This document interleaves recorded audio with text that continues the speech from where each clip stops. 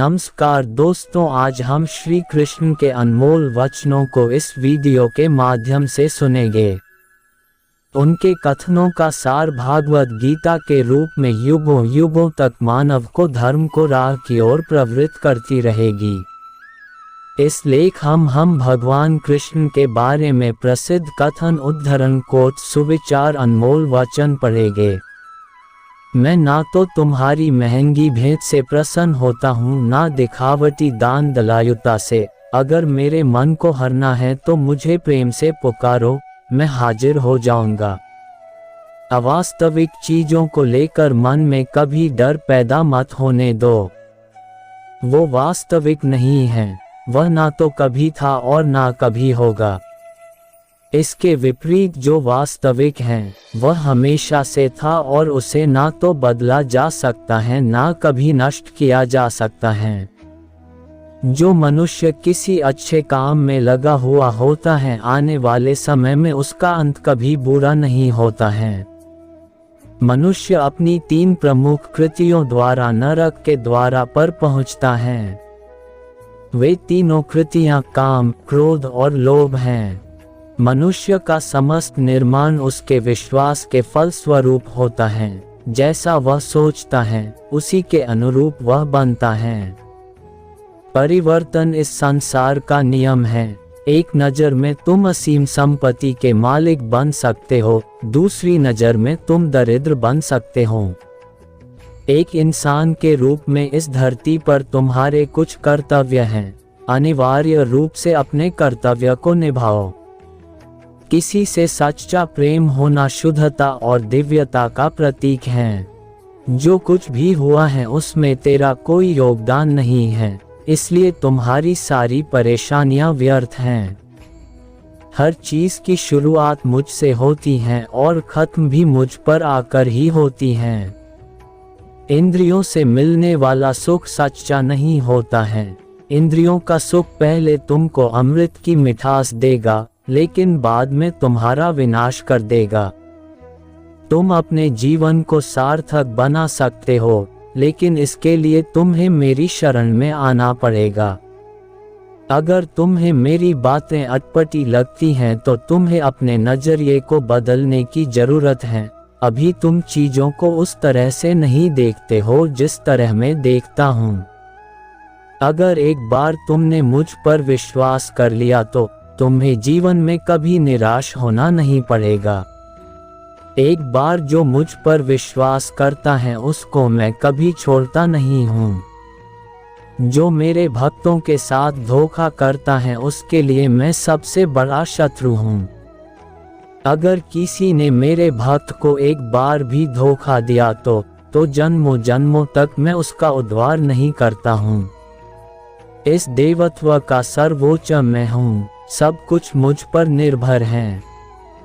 अगर तुमने मेरे बारे में जान लिया तो तुम्हारा कल्याण निश्चित है। मैं हर दिल को एक मंदिर की तरह देखता हूँ। जो दिल जितना सुंदर होता है वहाँ मैं उतना ही अधिक ठहरता हूँ। भगवान श्री कृष्ण के चरण कमल इतने पवित्र हैं कि जो कोई उनकी शरण लेता है तुरंत शुद्ध हो जाता है। इस दुनिया में तुम प्रेम सभी से करो, लेकिन पूर्ण रूप से विश्वास किसी पर मत करो। अगर तुमको भरोसा करना है तो केवल कृष्ण पर करो। मन बड़ा चंचल है, इसलिए अपने मन को स्थिर रखो, उसको कभी व्यथित मत होने दो। आपने जो कुछ भी किया वह आपके साथ एक दाग की तरह चलेगा, इसलिए अपने कर्म में शुद्धि लाओ। बुरे विचार मन को दुखी और परेशान कर सकते हैं, लेकिन जब आप कृष्ण में विश्वास करते हैं तो कृष्ण स्वयं आपकी सब परेशानियां दूर करने आते हैं। मैंने अभी तक तुम्हारे शरण में आने के प्रस्ताव को स्वीकार नहीं किया है, क्योंकि तुमने अभी तक पूर्ण रूप से समर्पण नहीं किया है। जब तुम शुरुआत करोगे तो स्वाभाविक रूप से तुमको असफलता मिल सकती है। कई बार तुमको गिरना भी पड़ सकता है, लेकिन इसका मतलब यह नहीं होना चाहिए कि तुम उस काम को करना छोड़ दो। एक समय आएगा जब तुम परिपूर्ण हो जाओगे और तुम्हारे सभी काम सफल हो जाएंगे। इस काम में मैं हमेशा तुम्हारे साथ खड़ा रहूंगा। मैं तुम्हारे हर छोटे बड़े कर्म में साथ दूंगा। तुम्हारा जो दिल करे उसको करो, लेकिन नम्रता और सरलता के साथ करना, अहंकार के साथ नहीं। एक उपहार तब शुद्ध होता है जब उसको सच्चे दिल से सही व्यक्ति को सही समय पर दिया जाता है और बदले में कोई दूसरी उम्मीद नहीं करते हैं। कड़े संघर्ष के बाद प्राप्त होने वाला सुख जिसने आपके दुखों का अंत किया है। ऐसे संघर्ष का पहला कदम आपको कड़वे जहर के समान लगता है और अंत में आपको अमृत की प्राप्ति होती है। इस तरह का सुख केवल मन की शांति से प्राप्त हो सकता है। जय श्री कृष्णा। कोट्स कथन। सुविचार। इस धरती पर आने के बाद आपका मुख्य उद्देश्य यहाँ से मुक्त होना है। केवल वही मनुष्य मुक्त हो सकता है जो अपने कर्मों में दृढ़ संकल्प के साथ स्थिर है और सुख दुख को समान रूप से सहन करता है। जो मनुष्य अपनी आत्मा की बात सुन सकता है वह मुझसे बात कर सकता है और देख भी सकता है।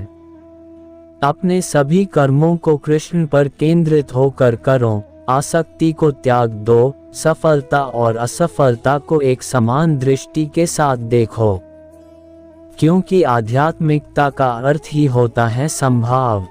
वह मनुष्य जिसने घृणा को त्याग दिया, जो सभी प्राणियों के साथ समान व्यवहार करता है, जो सुख दुख और दर्द पीड़ा से अप्रभावित हैं, जिसके अंदर करुणा भरी हुई है और मन शांत है, उसने सही मायने में मुझे प्राप्त कर लिया है।